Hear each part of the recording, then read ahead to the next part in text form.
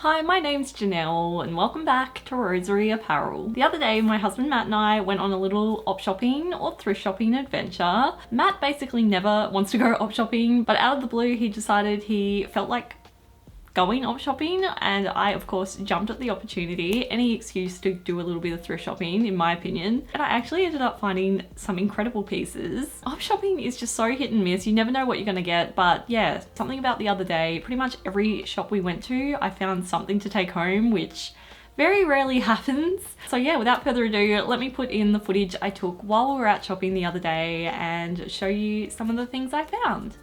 So first up, we stopped into one of my favourite all-time op shops. What I like about this particular chain of shops is that they organise all of the random assortment of bits and pieces by colour, which is really satisfying. There was also a really nice selection of fabric to look through this time, which is kind of rare to see these days, and I did love this little remnant that had all of my favourite colours. I also fell in love with this incredible basket with a handle and a lid, which I may or may not have taken home with me. Then before leaving, I had a quick look through the furniture, as you never know what you might find, and I didn't find anything this time, but I really did love the shape of these wooden chairs. They're not quite the right style for our home, otherwise they probably would have come home with me. The next stop was another favourite of mine, the tip shop. Here I headed straight to the craft supplies and was immediately drawn to this adorable sewing box. There was also a huge selection of coned yarn and some cute fabric remnants as well, which I had a great time looking through. Then outside, Matt found this incredible wooden canoe, which was honestly so cool. And from memory, I think they were only wanting like $50 or something for it, which was really quite tempting. But in the end, we decided to leave it behind. I mean, how were we going to get it home anyway? Next up was Vinnie's, which is another good one, as there is just such a variety of different things to look at. They also have a really good selection of craft supplies, which I always love looking through. And this time I also found this flower press, which I thought was really beautiful, but ended up deciding I probably would never actually use, so I left it behind. Then we actually went to an op shop I'd never been to before. It's an op shop that's right in the middle of the CBD, and it was really curated, which often can mean it's quite expensive, but the prices here were actually so reasonable. There was a lot of vintage and also a lot of weird random memorabilia, which was so much fun to look through. And the last stop of the day was the Salvos, where I didn't actually buy anything, but I did see an adorable crocheted tea cozy and these tiny retro mugs that honestly I regret leaving behind because they were just so bright and happy and made in Australia as well. I also saw this huge collection of craft books, which were really beautiful and inspiring to flick through.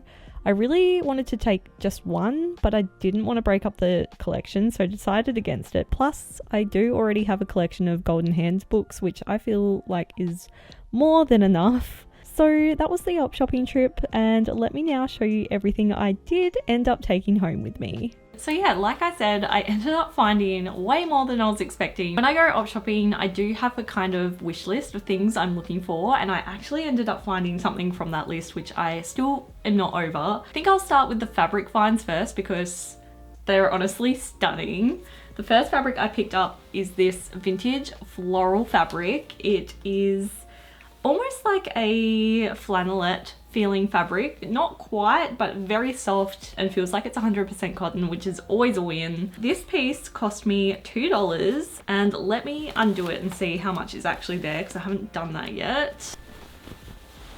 Okay, there's a good, I would say almost 3/4 of a meter of fabric there. It's not quite a meter, I don't think, but it's quite wide, so there's plenty of fabric there. And just look at the print of this.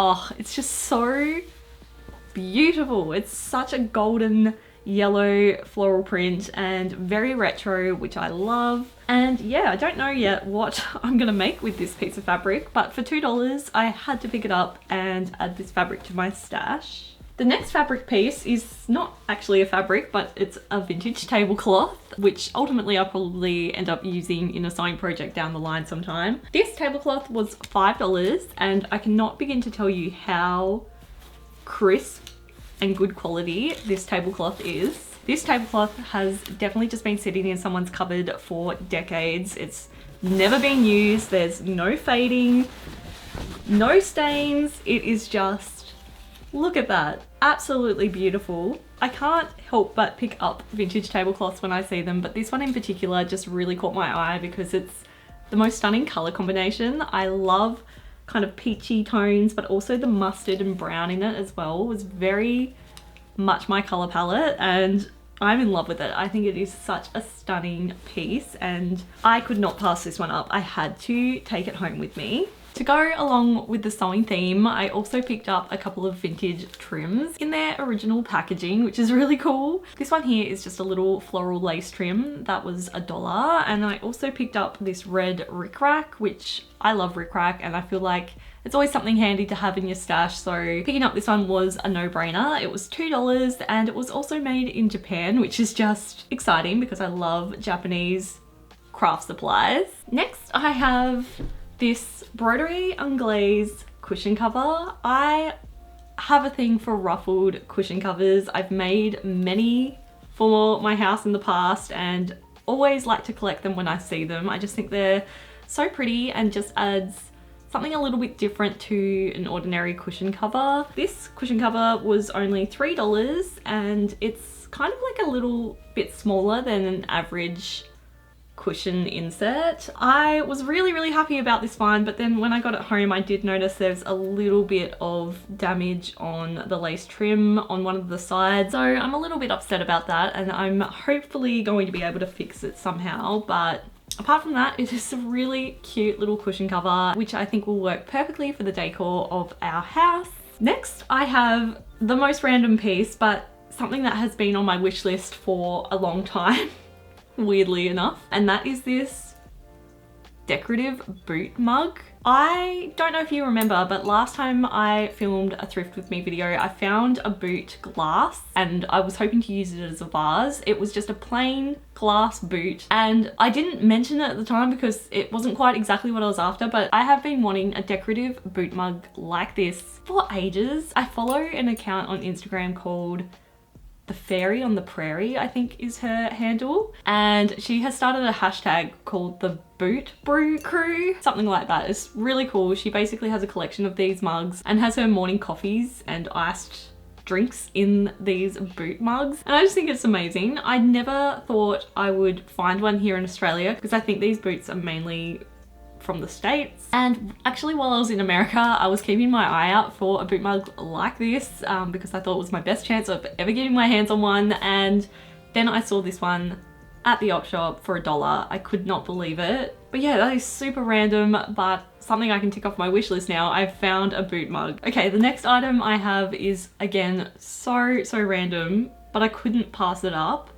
It is this super retro yellow plate with these little indents on the actual plate. I've worked out, I'm pretty sure this plate was designed for deviled eggs, and something about that just brings me so much joy. I just kind of love the fact that this plate has been specifically designed for deviled eggs. Like, to have a plate specifically for that purpose is the funniest thing ever to me. I'm not gonna lie, I didn't buy it for deviled eggs. I actually thought maybe this could be a really cool and fun oyster plate. Here in Tasmania, we're kind of known for our deliciously fresh oysters. It's not something I eat every single week, but when we have them, I thought it could be fun to maybe set them up on this plate. Either way, this plate was only $8, and like I said, I kind of just love the idea of having a plate that has one specific function. I just think that's really fun, and I probably wouldn't spend any more than $8 for something like this, but it's also just a really beautiful yellow glass, so yeah. I ended up picking it up and I'm not upset about it. I think it's a really fun piece to have in my kitchen. To go along with the yellow theme, I also have this yellow vase. It's actually probably just a yellow water jug, but I've been using it as a vase. Matt actually picked this one out and I think he has great taste. It's working perfectly with our beautiful daffodils that we've had popping up throughout our yard at the moment, which is exciting. I can't remember how much this one was because I've already washed it and started using it, but I would say it was around $2 to $4. And the next two items I have, I didn't actually find during the op shopping trip the other day, but I found at separate op shops throughout the last few months. The first one is this little knit cardigan. It is this really just ordinary beige color, but the cardigan itself is this cute cabled knit. But what made me fall in love with this cardigan is the fact it's got this really cool little bear embroidered on the front. I just love that little detail, and I think it just makes the whole cardigan so much cooler. I also love the fact that this cardigan is quite cropped, which means I'll be able to wear it with my handmade dresses and high-waisted jeans and things like that, and it'll look really nice. It was quite a pricey item. It was $17 for this cardigan, which, you know, for a secondhand cardigan is a lot, but it is something very unique and unlike anything I've got in my wardrobe. So yeah, I was super happy with this cute little find. Next, I have a secondhand book, and it is this copy of Picnic at Hanging Rock by Joan Lindsay. Picnic at Hanging Rock is an Australian classic. I've watched the film and I've even watched a theatre production of Picnic at Hanging Rock, but I've never actually read the book. I actually found a copy of this book in a free little library a few weeks ago, and the copy I picked up wasn't very exciting. It was an old library copy, so it had contact all over it and stickers and all these things, so I picked it up because I really do want to read this book. But then my mum went op shopping and found this copy, which is way prettier, and she very kindly offered me this version and swapped for the version I had, which was really nice of her because I genuinely care about what my books look like, and I'm kind of collecting the books I read and want to create a beautiful library one day. So to have a really nice version of Picnic at Hanging Rock just makes me very happy, and yeah, I'm excited to actually read this book. And the last item I have to share with you is, I think, the item I'm most excited about. If you've been watching my Thrift With Me videos for a while now, then you will know I have a bit of a thing for baskets. If I see a basket that is a little bit unique, I just have to add it to my collection, and this basket was no exception. It is this incredible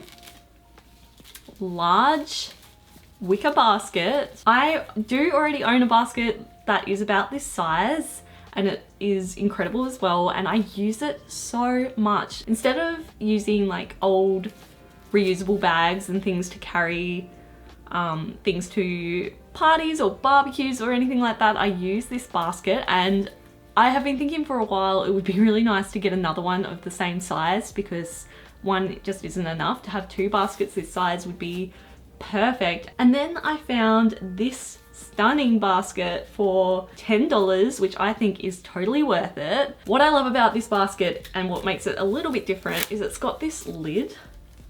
Like, how amazing is that? It's absolutely beautiful. I of course had to add this basket to my collection. Still can't believe I found another basket this size. Like, I can't imagine they're that common, especially with the lid and a handle. I just think that is absolutely incredible. So yeah, that is everything I found while we were out op shopping the other day. I would love to know in the comments below which of these finds is your favorite. I still can't quite believe how many good things I found and the quality of the things I found. Apart from the cushion cover that needs a little bit of patching up, everything is just in such pristine condition, which just makes me so happy. I love filling our house with secondhand and used goods that still have so much life to give, and pieces you could only ever find if you went out hunting for them.